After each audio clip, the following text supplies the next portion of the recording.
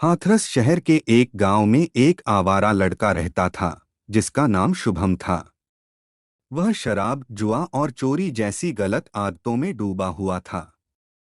गांव के लोग उससे डरते भी थे और नफरत भी करते थे। एक दिन की बात है। उसे नशे की बहुत तेज तलब लगी। जेब में 1 रुपया भी नहीं था। वह शराब वाले के पास गया, लेकिन उधार देने से मना कर दिया गया। गुस्से और लाचारी में वह सड़क किनारे बैठ गया और सोचने लगा कि अब क्या करे। तभी वहां से एक साधु बाबा गुजर रहे थे।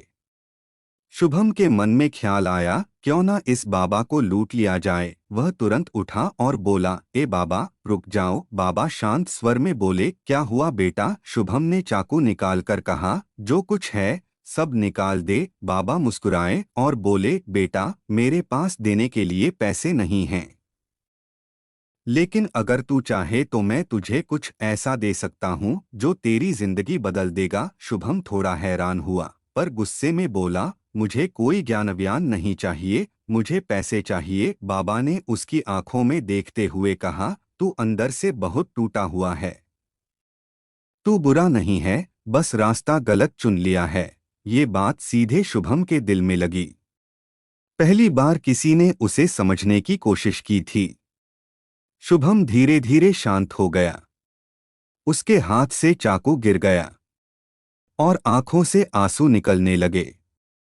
वह रोते हुए बोला, बाबा क्या मेरी जिंदगी सच में बदल सकती है?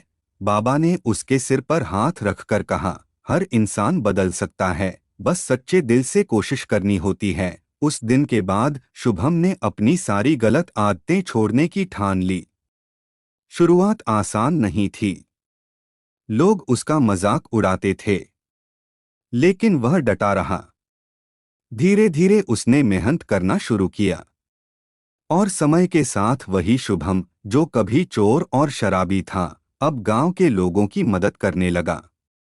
लोग उसे इज्जत देने लगे और एक दिन वही शुभम बाबा का सच्चा भक्त बन गया।